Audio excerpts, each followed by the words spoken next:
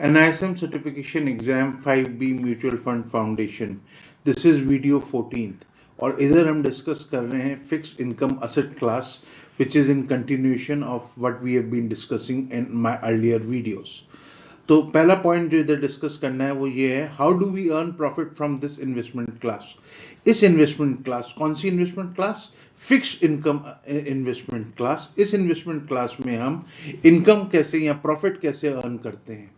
तो इस asset class में हम प्रॉफिट जो अर्न करते हैं या इनकम जो इससे अर्न करते हैं उसके दो सोर्स हैं. सोर्स वन जिसे हम कहते हैं इंटरेस्ट इनकम. चूंकि इंटरेस्ट इनकम एक रेगुलर पीरियड में आती है हमारे पास, इसलिए इसको हम करंट इनकम भी कहते हैं. Because it is regular in its periodicity, that's why it is called as current income. And second source of income is profit and loss from sale of, जो हमने डिवेंचर खरीदा या बॉन्ड खरीदा उसको secondary market में अगर बेचते हैं तो हमारे को कैपिटल गेन्स होगा या कैपिटल लॉस होगा. तो profit and loss from capital gains under the head capital gains भी हो सकता है. ये सेकेंड सोर्स ऑफ इनकम है. आइए ये जो प्रॉफिट एंड लॉस वाला एलिमेंट है इसको थोड़ा और डेप्थ में समझे.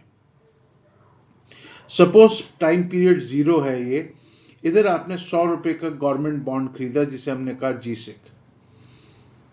ये एग्जाम्पल के तौर पे समझा रहा हूँ.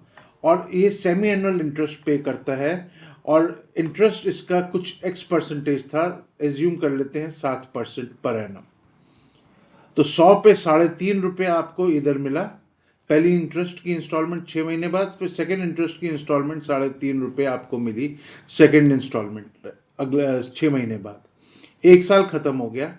1 साल खत्म होने के बाद ये जो जीसेक था, गवर्नमेंट बॉन्ड था, ये 102 रुपये का मार्केट में बिक रहा था.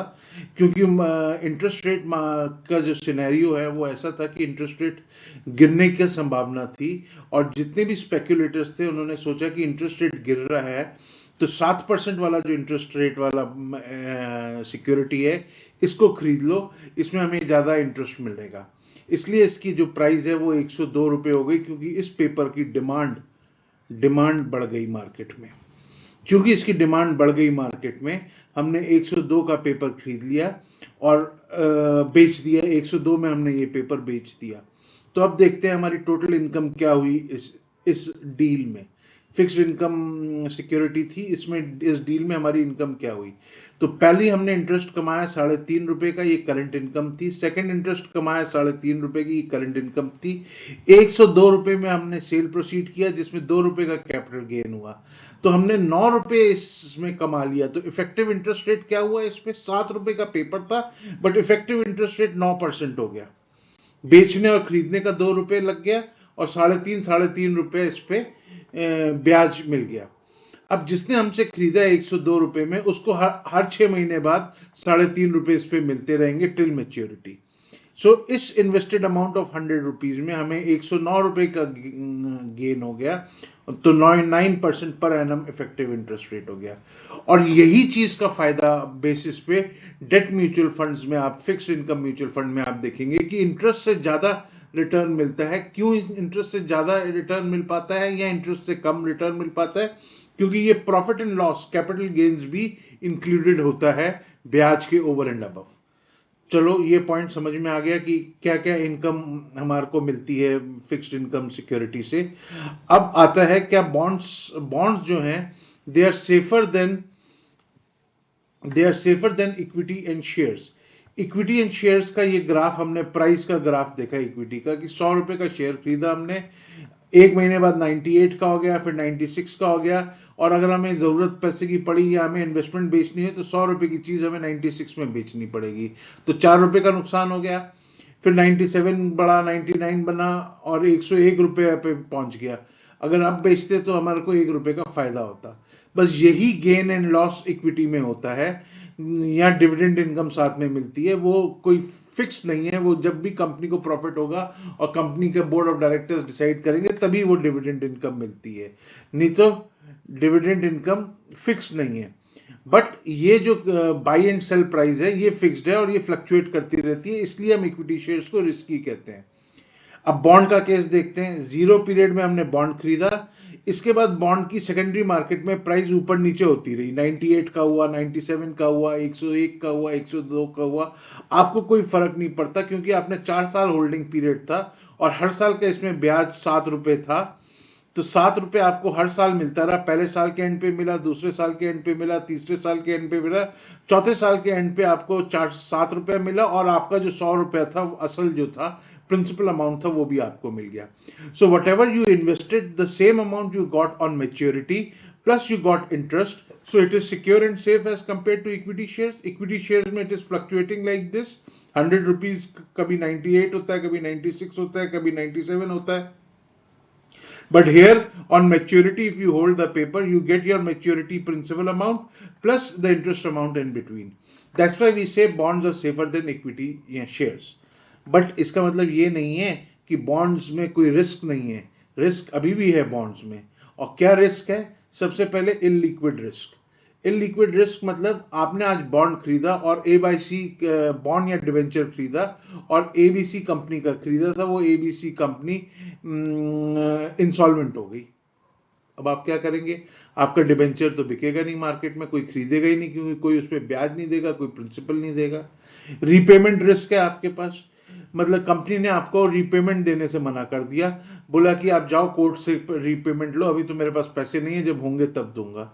मेच्योरिटी डिफॉल्ट रिस्क, ऐसे बहुत केसेस हुए हैं कि मेच्योरिटी में पैसा देने आया तो डिफॉल्टर ने बोला भैया मैं मेच्योरिटी में पैसा नहीं दे सकता हूँ, कैरी फॉरवर्ड कर लो, इस ये 5 साल का जो आपने मुझसे डिवेंचर लिया है अगले 5 साल के लिए इसको और चला लो मुझसे, मैं अगले 5 साल बाद आपको मेच्योरिटी प्रोसीड दूंगा, अभी नहीं दे सकता।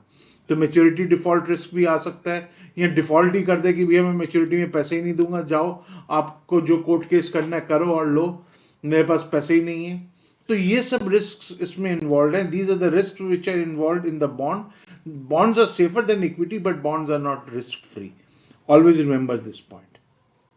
Now fixed income securities are classified. Classified मतलब इसको हम ग्रुप में डिवाइड करते हैं फिक्स्ड इनकम सिक्योरिटीज को, और हमारे पास मेजरली वी हैव 2 ग्रुप्स। एक इशूअर के बेसिस पे ग्रुप करते हैं सिक्योरिटी को। क्या इशूअर मतलब जिसने सिक्योरिटी को इशू किया है, सिक्योरिटी मतलब marketable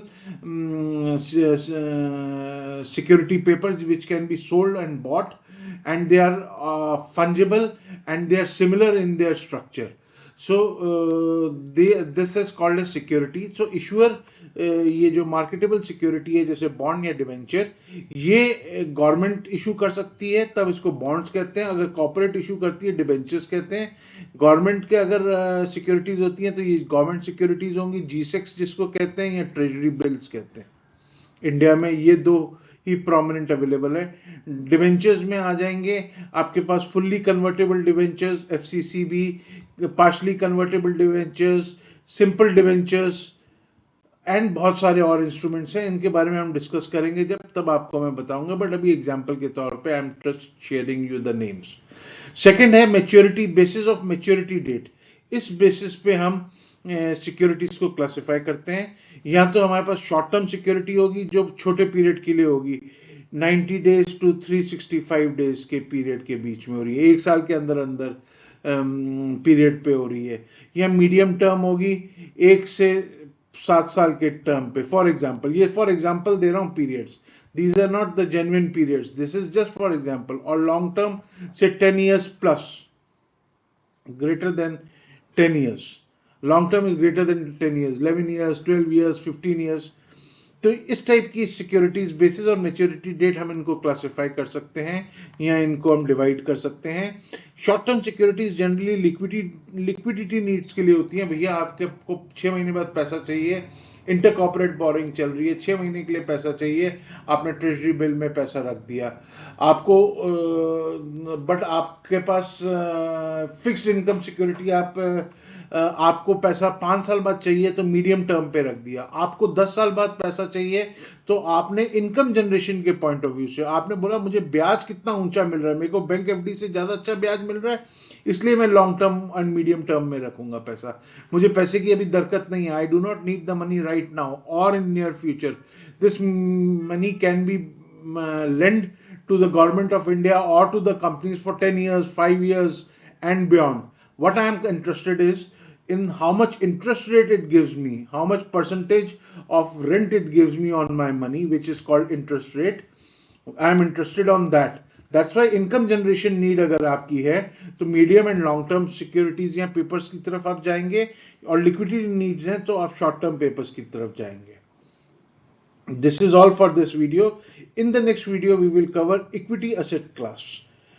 Till then, thank you.